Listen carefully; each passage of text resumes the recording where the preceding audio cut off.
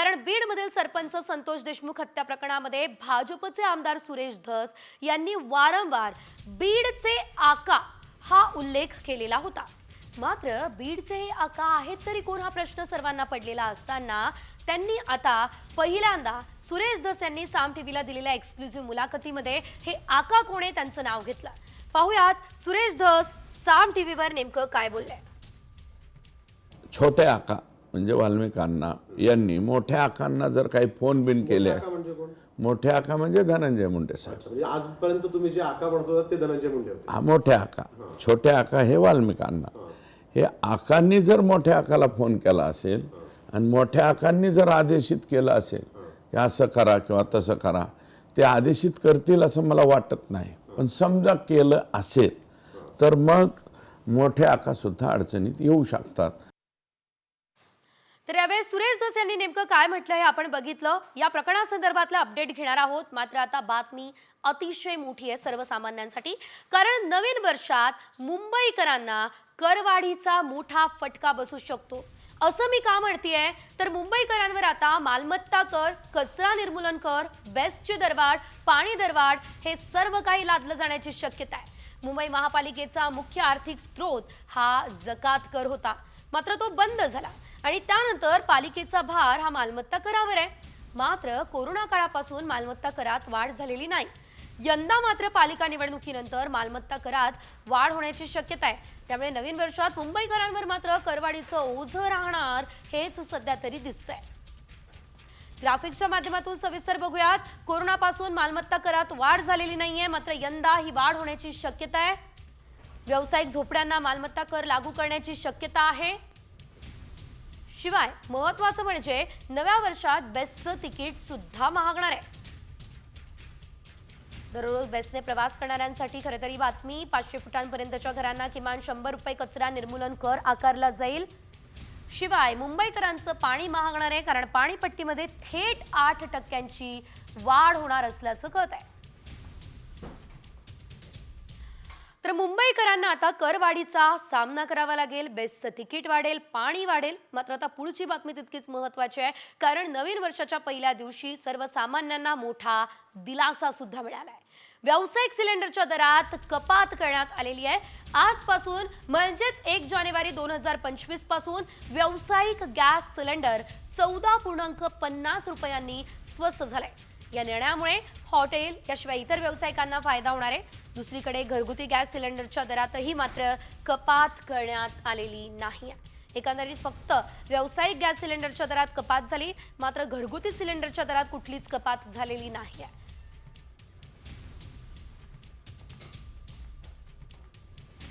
14.50 रुपये व्यावसायिक सिलेंडर आता स्वस्त झालं असल्याचं आपण एकंदरीत बघतोय।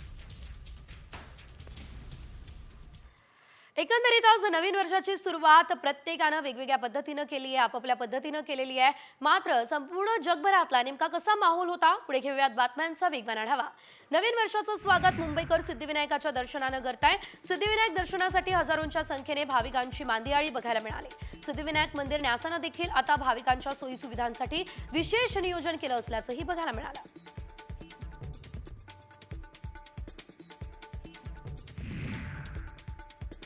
नवीन वर्षाच्या स्वागतासाठी सप्तशृंगी गडावरती देखील भाविकांनी मोठ्या प्रमाणात गर्दी केली असल्याचं बघायला मिळालेलं आहे। तर यावेळेस भाविकांची गर्दी पाहता आदिमायेच्या दर्शनासाठी 24 तास मंदिर खुलं ठेवण्याचा निर्णय घेण्यात आला। पहाटेपासून भाविकांनी देवीच्या दर्शनासाठी या ठिकाणी रांगा लावल्या।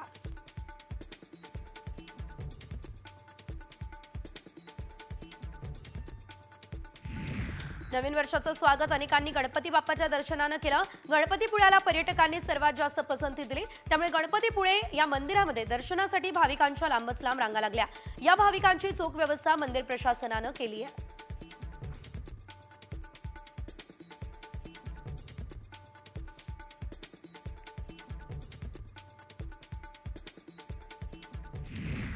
नवीन वर्ष सेलिब्रेशनचा उत्साह शिगेला पोहोचलाय आणि जगद्गुरू संत तुकाराम महाराजांच्या देहूनगरीमध्ये मात्र देहूनगर पंचायतीने द दारूचा नाही तर द दुधाचा ही संकल्पना राबवली। रात्री नागरिकांना मसाला दुधाचं वाटप केलं। नवीन वर्षाचं स्वागत या दरम्यान करण्यात आलं।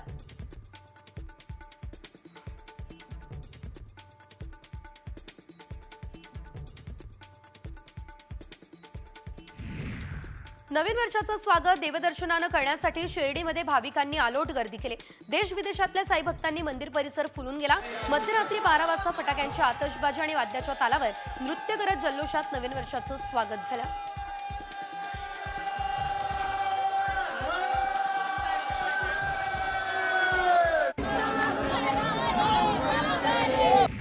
तिकडे धुळ्यात भक्तिमय वातावरणात पांझरा नदीची महाआरती झाली। आरतीच्या वेळी भगवान शंकर, पार्वती, प्रभू श्रीराम, सीता आणि गणपती बाप्पा यांचे सजीव देखावे सुद्धा साकारण्यात आले। तापी नदीच्या धर्तीवर नवीन वर्षापासून दर मंगळवारी आरती केली जाईल।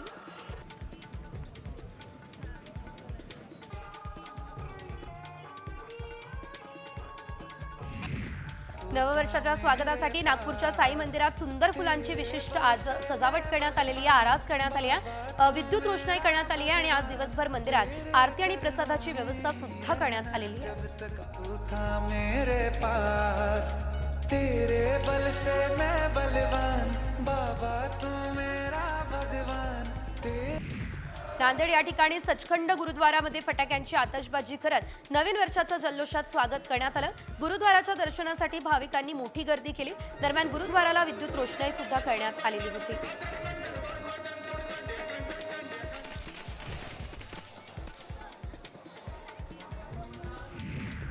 संत गजानन महाराजांच्या समाधीचं दर्शन घेऊन नवीन वर्षाची सुरुवात करण्यासाठी लाखो भाविक शेगावमध्ये पोहोचले। भाविकांनी रात्रभर दर्शनासाठी हजारो भक्तांनी रांगा लावल्याचं चित्र बघायला मिळालं।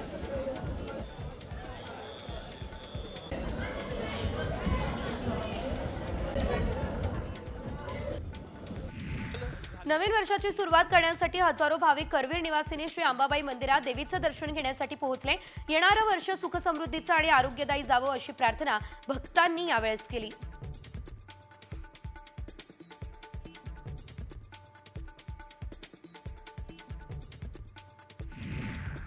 पंढरपूरमध्ये विठुरायाच्या मंदिरात गाभाऱ्याला आकर्षक सजावट झाली आहे। विविध फळांचा वापर करत मंदिराला आकर्षक सजावट करण्यात आली आहे। विठुरायाचं सावळं रूप अधिकच यामुळे खुलून दिसतंय।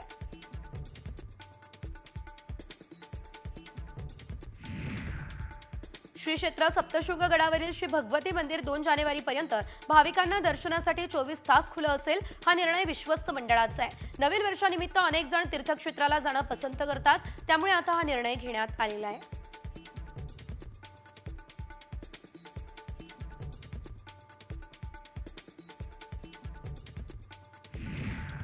माजी राष्ट्रपती रामनाथ कोविंद यांनी त्र्यंबकेश्वराचं दर्शन घेतलंय। त्र्यंबकेश्वर मंदिरात कुटुंबियांसोबत विधिवत पूजा करून त्र्यंबकेश्वराचे आशीर्वाद घेतले। पोलिसांकडून कोविंद यांच्या दर्शनासाठी खास नियोजन सुद्धा करण्यात आलेलं होतं।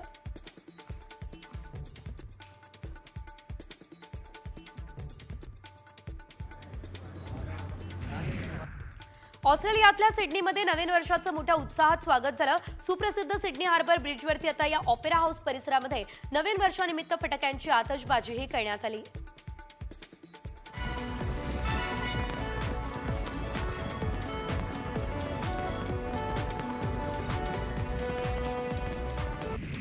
नाशिकमध्ये मात्र धार्मिक पद्धतीने नवीन वर्षाचं स्वागत झालं। पुरातन रामकुंडावर सहस्त्रदीप प्रज्वलन सोहळा मोठ्या जल्लोषात पार पडला। नवीन वर्षाचं स्वागत या सोहळ्याच्या माध्यमातून दीप प्रज्वलन करून करण्यात आलं।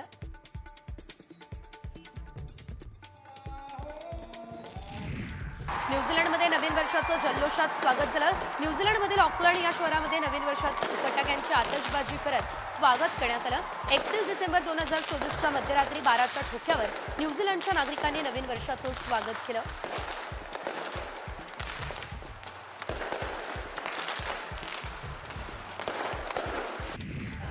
पुण्यात नववर्षाचं जोरदार स्वागत झालं। एफसी रोड, जेएम रोडवरती एकत्र येत नागरिकांनी नवीन वर्षाचं स्वागत केलं।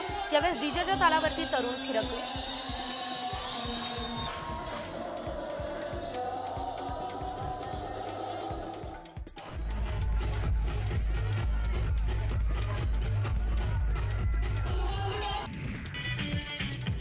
सरत्या वर्षाला मुंबईकरांनी निरोप दिला। मुंबईमध्ये विविध पब, डिस्को आणि क्लब्समध्ये सेलिब्रेशन करण्यासाठी तरुणाईसोबत आबालवृद्ध देखील मोठ्या संख्येने जमले।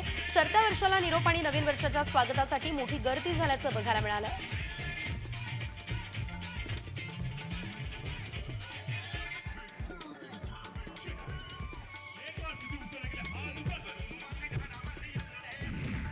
नव्या वर्षात मुंबईकर खऱ्या अर्थानं फास्ट ट्रॅकवर असतील, कारण 5 ते 6 वर्षांपासून सुरू असलेलं काम, वाहतुकीच्या दृष्टीने महत्त्वाचे असलेले प्रकल्प वर्षभरात टप्प्याटप्प्यानं सेवेत येतील. त्यामुळे सध्या कासव गतीने धावणाऱ्या मुंबईच्या वेगाला चालना मिळेल.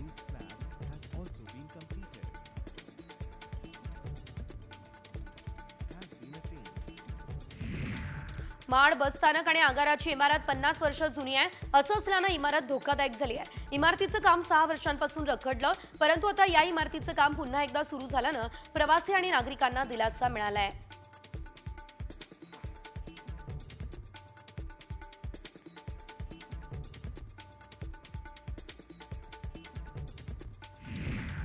ऐरोलीमध्ये नवी मुंबई पालिकेच्या माध्यमातून नाट्यगृह बांधण्यात येणार आहे. या नाट्यगृहाचं भूमिपूजन होऊन 11 वर्षांचा काळ उलटला. या रखडलेल्या कामाला गती मिळाली आहे. नाट्यगृहाचं काम आता अंतिम टप्प्यात आलंय.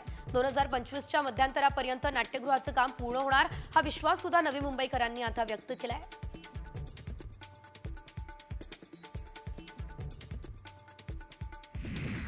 महाराष्ट्र राज्य वीज मंडळाकडून जुने पोल, खराब मीटर बदलण्यास सुरुवात झाली. वीज ग्राहकांना दिलासा मिळाला. नवीन मीटर आणि लाईनसाठी 3,000 रुपये तर नवीन पोलसाठी 15,000 रुपये आकारण्यात येतील. त्यापेक्षा जास्त पैसे आकारण्यास संस्थेशी संपर्क साधण्याचं आवाहनही करण्यात आलेलं आहे.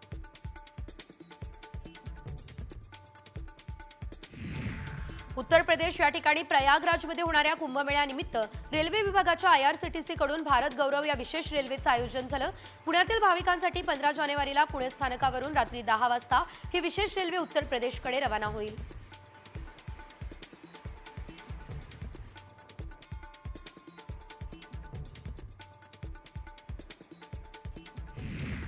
महावितरणने थकीत वीज बिल ग्राहकांसाठी अभय योजना जाहीर केली. अभय योजना 2024 नुसार थकबाकी एकरकमी भरल्यास व्याज आणि विलंब आकारात सूट देण्यात येते. नाशिक परिमंडळात 6,633 ग्राहकांनी 7,56,00,000 भरणा केला. थकबाकीमधून मुक्ती सुद्धा मिळवली.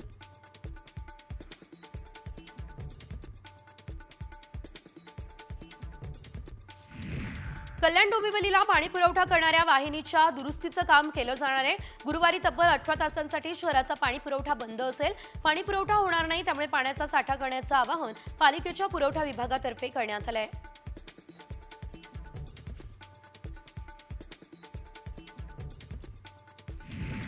मुंबईमध्ये पालिकेच्या दुर्लक्षामुळे चिकनगुनियाचं प्रमाण वाढलं. 3 वर्षांमध्ये चिकनगुनियाचे रुग्ण 40 पटीने वाढले. तर राज्याच्या आरोग्य विभागानं दिलेल्या माहितीनुसार मुंबईमध्ये आतापर्यंत या आजाराचे 735 रुग्ण आढळले.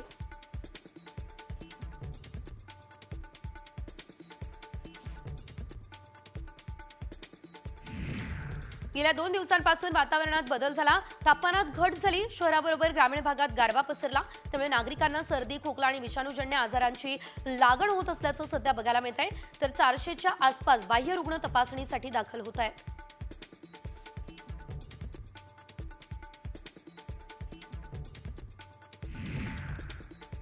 अंबरनाथमधल्या वायू प्रदूषण रोखण्यासाठी मिस्ट मशीनचा वापर करण्यात आला. पालिका क्षेत्रात शहरातील प्रमुख मार्गावर मिस्ट मशीनद्वारे पाणी फवारणी केली जाते. अंबरनाथ शहरातल्या हवामानाची गुणवत्ता नियंत्रित राहावी, यासाठी मुख्याधिकारी सध्या प्रयत्न करत आहेत.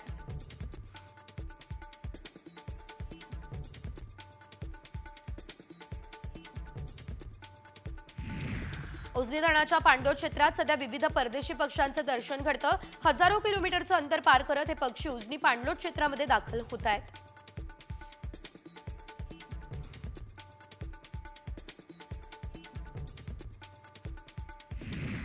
माजी क्रिकेटपटू विनोद कांबळीचा एक व्हिडिओ सध्या सोशल मीडियावर व्हायरल झालाय. या व्हिडिओमध्ये विनोद कांबळी हॉस्पिटलमध्ये दाखल असताना तेथील कर्मचाऱ्यांसोबत चक दे इंडिया गाण्यावर नाचतोय आणि गाताना दिसतोय.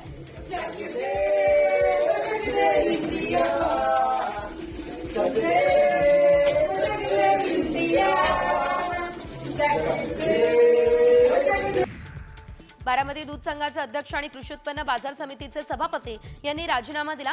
1 वर्षाची मुदत संपल्यानंतर दोन्ही संस्थांच्या प्रमुखांनी राष्ट्रवादीचे तालुकाध्यक्ष राजवर्धन शिंदे यांच्याकडे आपले राजीनामे सुपूर्द केले.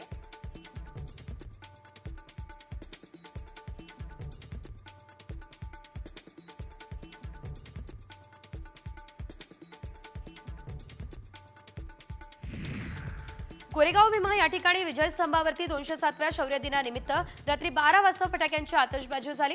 यंदाच्या वर्षी संविधानाचा अमृत महोत्सव आहे असं असल्यानं विजय स्तंभावर संविधानाची उद्देशिका लावून आकर्षक फुलमाळांनी सजावट सुद्धा करण्यात आलेली आहे. बुद्ध मानवंदना सुद्धा देण्यात आलेली आहे.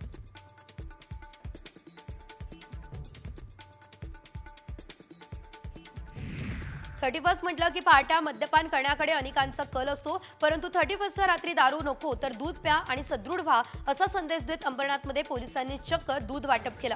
अंबरनाथ पश्चिमेच्या विम्को नाका परिसरामध्ये हा उपक्रम सुद्धा राबवण्यात आलेला आहे.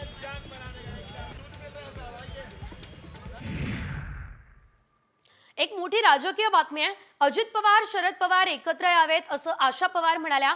अजित पवार यांच्या आईनं विठुरायाला हे साकडं घातलंय. अजित पवार आणि शरद पवार पुन्हा एकदा एकत्र यावे यासाठी आपण आज विठुरायाला साकडं घातलं असं अजित पवार यांच्या मातोश्री आशाताई पवार म्हणाल्या. आज नवीन वर्षाच्या निमित्त उपमुख्यमंत्री अजित पवार यांच्या मातोश्री आशाताई पवार यांनी विठ्ठल रुक्मिणीचं दर्शन घेतलेलं आहे आणि या निमित्त दर्शन घेतल्यानंतर माध्यमांशी बोलत असताना त्यांनी पवार कुटुंबातील सर्व वाद मिटून पुन्हा पवार कुटुंब गुण्यागोविंदानं नांदावं असं आपण विठुरायाला साकडं घातलं हे सांगितलंय.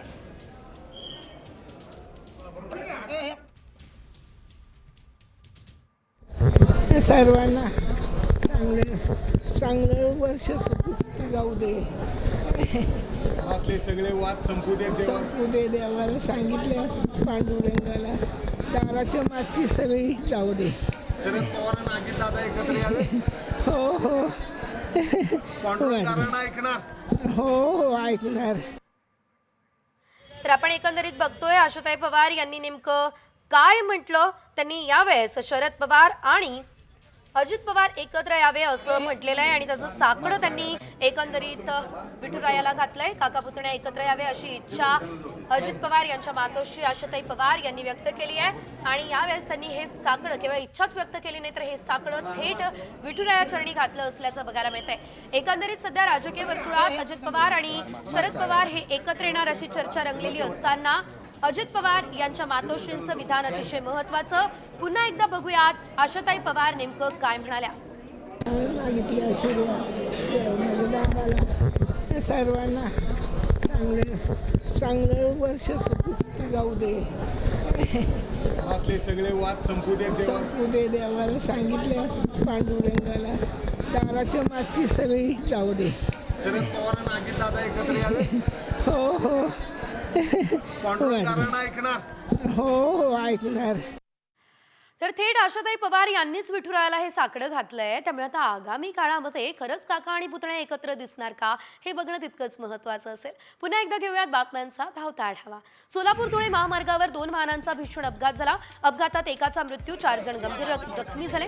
हे सर्वजण भूम तालुक्यातील बरेवडगाव या ठिकाणचे असल्याची माहिती आहे.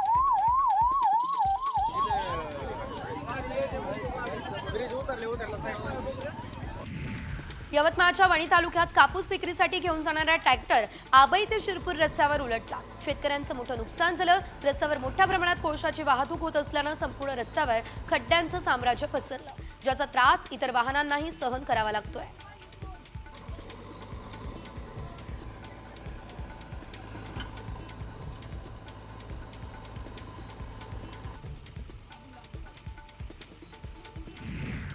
पनवेलमध्ये कस्टम विभागाच्या गोडाऊनवरती दरोडा टाकण्यात आला. पोलिसांनी एकाला अटक केली. संपूर्ण 50 टन सुपारी आणि मिरी रिकव्हर केलं. तर याच गोडाऊनमध्ये तिसऱ्यांदा चोरीची घटना घडली. कस्टम अधिकाऱ्यांच्या कामगिरीवर त्यामुळे प्रश्नचिन्ह निर्माण झालंय.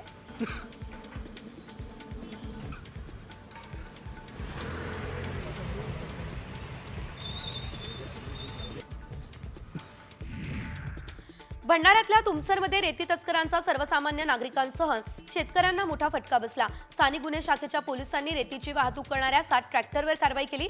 35,16,000चा मुद्देमाल जप्त केला.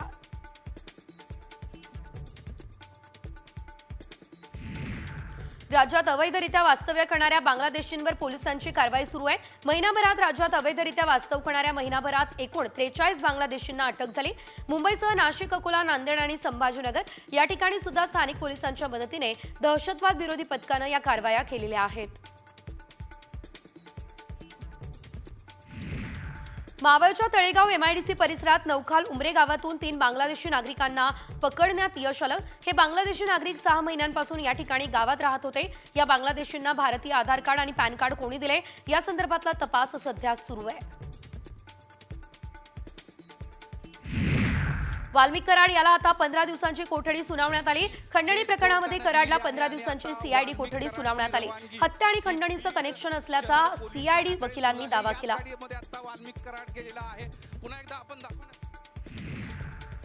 वाल्मिक कराड हा शरण येण्यासाठी शिवलिंग मोराळे यांच्या गाडीतून आला. शिवलिंग मोराळे हे धनंजय मुंडे यांचे कार्यकर्ते असल्याची माहिती आहे. MS डेव्हिस BG 2231 ही कार शिवलिंग मोराळे यांची आहे. वाल्मिक कराड यांच्यासोबत त्याचे संबंध आहेत.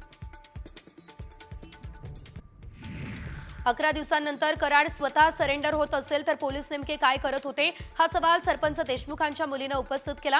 वडिलांची क्रूर हत्या करणाऱ्यांना अटक करून आम्हाला न्याय द्या ही आर्तहाक वैभवी देशमुख हिनं दिली आहे. सरपंच हत्याप्रकरणी सर्व दोषींना शोधून फासावर लटकवणार असं मुख्यमंत्री फडणवीस यांनी ठणकावलं. ज्यांचा सहभाग त्यांच्यावर कारवाई होणारच असं सुद्धा फडणवीसांनी यावेळेस ठणकावून सांगितलेलं आहे. तर या प्रकरणी राजकारण करणाऱ्यांना त्यांचं राजकारण लखलाभ असं सुद्धा फडणवीस म्हणाले.